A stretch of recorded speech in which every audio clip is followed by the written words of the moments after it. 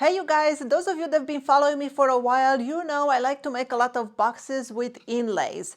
An inlay is when you take a piece of material and you make a groove in another piece of material and you fit it perfectly into the inside. Well, to make such a inlay, usually I'll just use the kerf of my blade, which is 1/8 inch, and then I just cut strips that are 1/8 inch. But what if you want to make something that is wider, like this piece of bird's eye maple? Well, then you would use something like this. This is a kerf maker. I reviewed this, guys. I have a video on it. You can go watch that if you're interested. But I was looking for something that is a little bit easier to use. And I found this. It's from Match Fit. It's a DADO Stop Pro. It says it makes perfect fitting dados with any table saw. And you can do inlays with it. And you can do half lap joints. So I have not tried it yet. I'm just going to open it right now. We're going to set it up together and we'll see if it works. Maybe it's going to be the most amazing thing, or maybe it's complete, garbage. So let's see how it works. Put it together and if it's something that maybe you need in your shop. Let's see what's in the box first. In the box, it is this plastic thingy. We have another plastic thingy, and we have one of these Microjig clamps. I love these clamps. I use it on a lot of my jigs. I completely recommend if you need some clamps. But we'll use these guys. Come here, and then we'll have the instructions. Now, there are a few steps to set this thing up, and hopefully we will not screw up and we'll make it work. All right, well, here we are at the table saw, and the instructions is telling us first we need to cut a piece of plywood at 4 inches. Not plywood, I'm sorry, MDF. So they say we need to cut 4 inches and the MDF should be 3/4 inch. Well, I don't have 3/4 inch MDF, I have a 1/4 inch, so this will have to do. If we screw it up, well then so be it. So also they say you need to set up this jig using the blade that you will be using for this job. So if you're doing half laps, you might want a blade that has a flat tooth on the top so it gives you perfectly smooth grooves. I do not have a blade like that installed right now. I just have a regular combo blade, and because I'll be using it mostly for inlays, so I don't care if the bottom is very flat and I don't want to have to keep changing blades, so I'll be using this one when I will be using this jig. So there you go, that's my blade. I have a 1/4 inch MDF, it's not 3/4 inch. I'm going to set my fence to cut 4 inches like they say. I don't think it really matters if you cut 3.5 or 4 or 4.5, but I'll set it to 4 as they suggested. I am going to lower my blade because it's way too tall for this thin material, and we will make a cut. So let's just do that. All right, we have this piece of MDF now that is 4 inches. I'm gonna leave it there. Now they say we need to take this piece of plastic and we need to raise the blade to half to this groove over here, to the middle of this groove. So I'm going to place this on the table. Let me get a tooth right there so I can see it. And I'm going to set it just like that. That should be good. Now we need to bring a miter gauge. I have a miter gauge right here. I'm gonna put that in there. I'm gonna move my fence so it doesn't cut into my fence. Just like that. Then they say, all right, that's as close as I can get you without, it's already hitting my table. So what we need to do now, we take this plastic thing, I'll put the MDF right against the fence, and we raise the blade to the middle of that groove. And now I need to clamp this gadget into my fence of my miter. So I think this is where they wanted you to have a 3/4 inch MDF so you can line it easier. And this clamp fits right here. We are there. I can still slide it. It's touching my MDF. The MDF, it's right against the fence. And I think now we need to cut this plastic like that. So that's what I'm gonna do. I'm gonna cut this gadget. I don't think there's any magnets there or anything that I can touch. All right, let's do it. All right, I think we're done with the miter gauge. I'm gonna take this apart. I think we're done with the MDF. I have yellow plastic shreds all over my table. That's okay.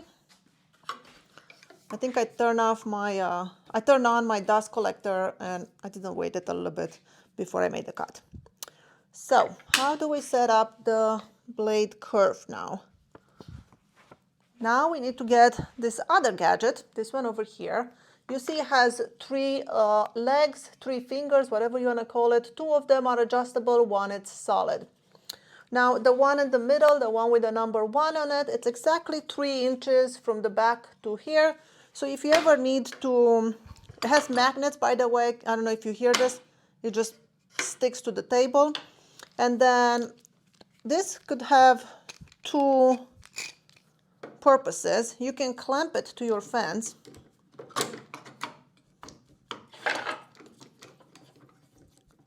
And when you're making cross cuts with your miter gauge, you should never use your fence with your miter gauge. But if you have this thing over here, then you can use it as a stop block and you can butt your workpiece against this number 1 finger and then you cut and the piece has enough room to go in between the fence and the blade. So you can use it as a stop block, and because you know it's exactly 3 inches, if you want to cut 2 inches out of this MDF, then you'll set your fence at 5 inches because 3 with the 2, you know, makes sense. So back to our business. Let's see, how do we do this? They say,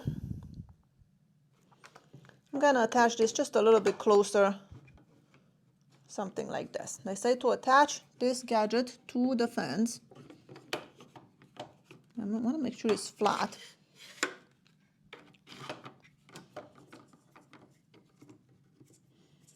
Okay. That is against the fence. It's not moving anywhere. And now they say we have to use this gadget and we will place it like this against the yellow one. And then we have to move this leg number 2, the one that is on the bottom, that is the closest to me. I am going to release it and push it against this piece over here. And that basically sets up our kerf. So now the difference between number 1 and number 2, it's the kerf size. All right, so we did that. Now we have to set the material inlay width. So let's see. I should probably mark this because I don't think it's a perfect square. So I'm just going to mark it so I know which side will be up. Ooh. So I'm just gonna put a scribble over there and I know I'll keep that part up. And now they say, so this is our inlay piece. I want to put it into this piece of walnut. That's what we'll do.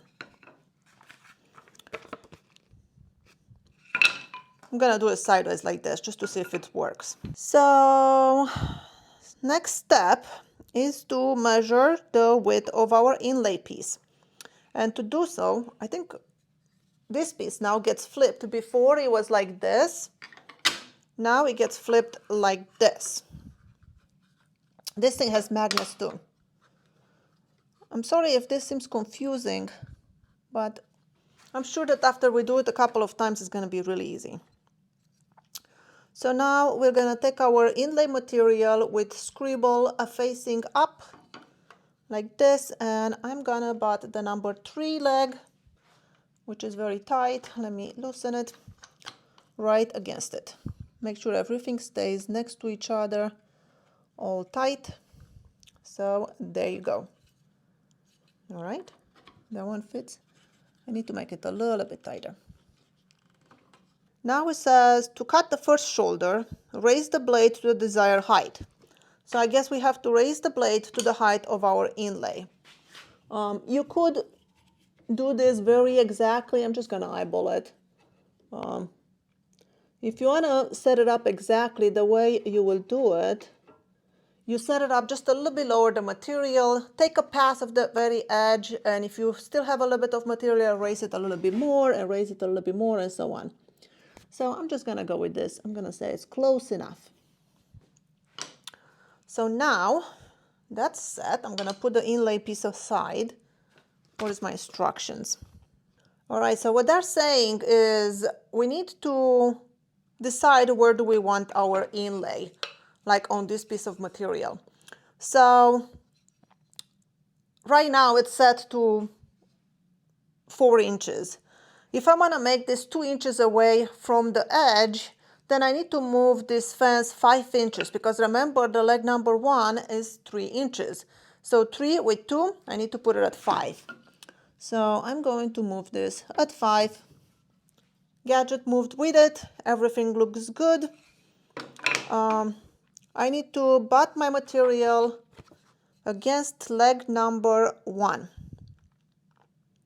So that's what I'll be doing. And then I think I'm gonna clamp it so I don't shift it. I'm going to clamp my material onto my miter. All right, looks good to me.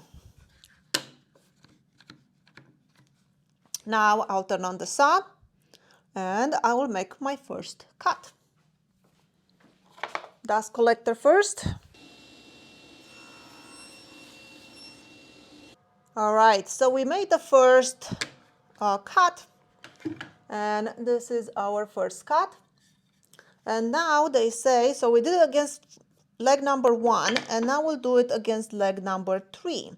And that makes sense because we did measure the width of the inlay, and that's how we set up the leg number 3. So the difference between them should be exactly the width of this one. So I'm going to clamp it again. And because the dust collector will go and stuff and you won't be able to hear me, what I will do is make the cut with it butted against number 3, and then I'll move the walnut a little bit and clear up the material in between the 2 curves. So that's what I'll be doing. Let's see if it works.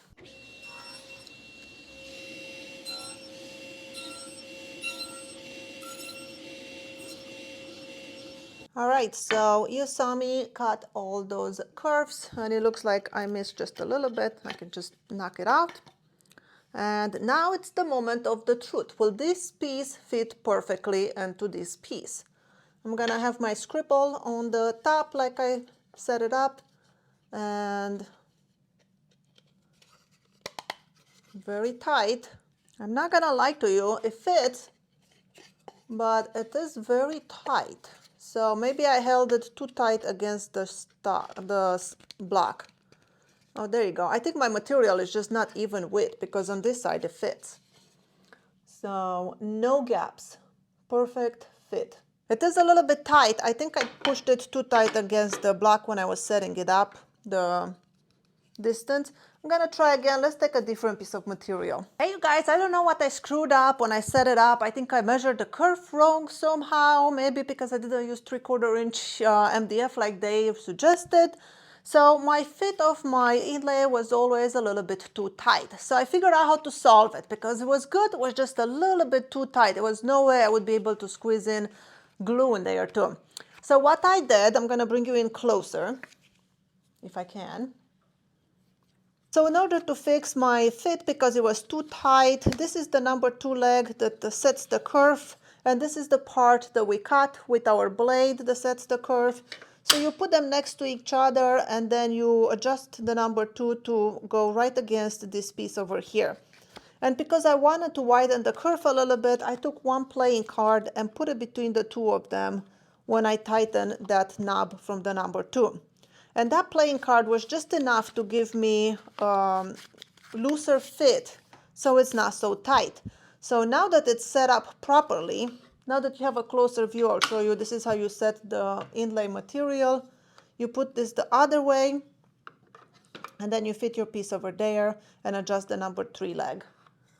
So now that is all set up properly, let's do one last demonstration and you will see you'll get a perfect fit.